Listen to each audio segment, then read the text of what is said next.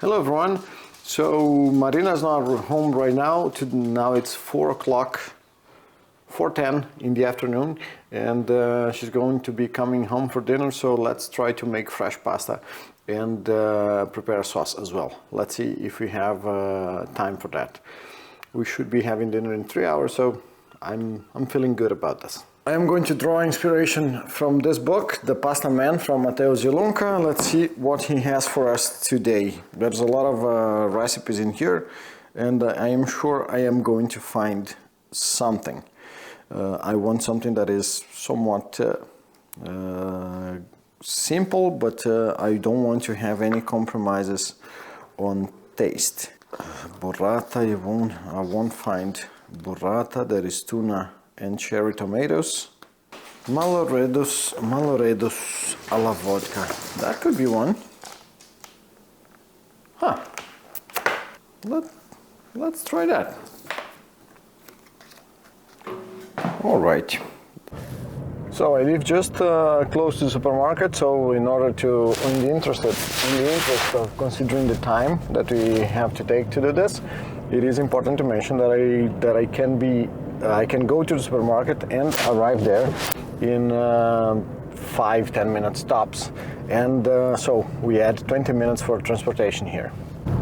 As well, once we arrive to the supermarket, shouldn't take too long because we have most of the things at home. So we need shallots and mascarpone, maybe the cheese, and all the rest we have at home. So it should be a pretty quick shopping. I foresee less than 40 minutes to go, buy the stuff I need, and come back home to start.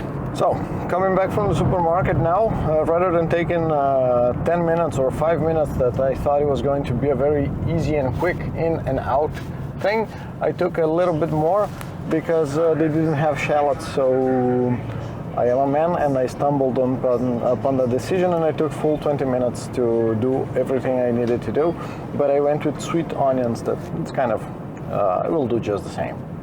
But I was able to get mascarpone, sweet onions, and parmigiano. That was the 3 ingredients I needed. So let's do this.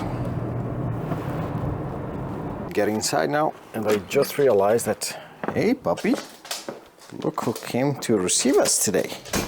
As usual, hey pup. I also realized that Marina had asked me just one thing from the supermarket, which was to buy milk. And I forgot, and she's going to say that this was the only thing she asked for, which is true, and she's right, so she probably is going to do the dance that she does when she's right.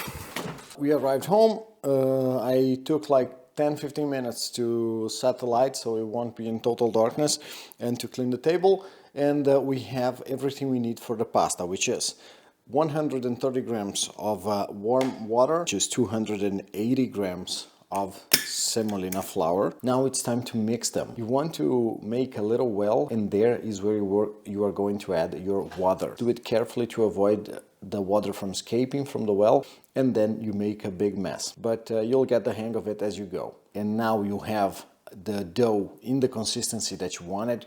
I like to use the time that the dough is resting to chop the onions, chop the garlic, weigh all the other ingredients like the vodka, the tomato paste, and also the butter if you're using in this recipe, and you will have everything ready to facilitate the cooking time when you get to it. To be completely honest, according to the author of the book from which we are taking this recipe from, you don't even need to rest this pasta.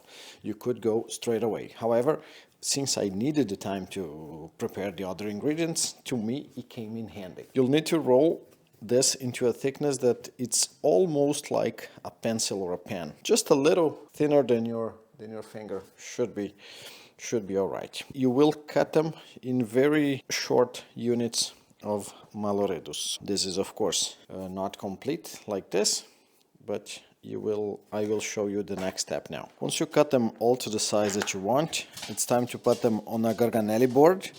And then one by one you will press them against the garganelli board, and they will come out in a very tightly and round shape like this. And that's your Malloredus for you.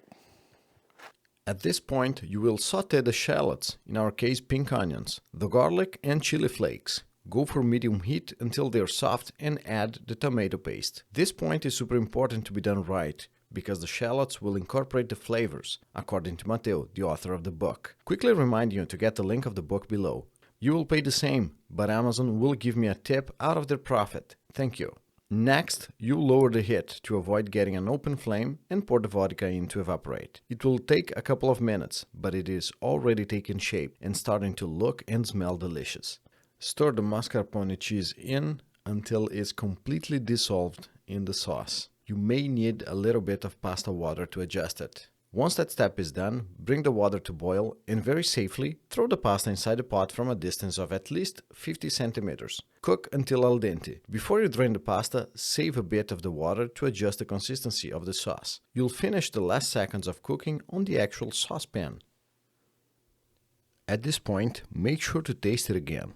You should adjust the salt if needed and add just a delicate pinch of grated cheese and pepper if needed. And now let's try one. So I got one that looks really perfect.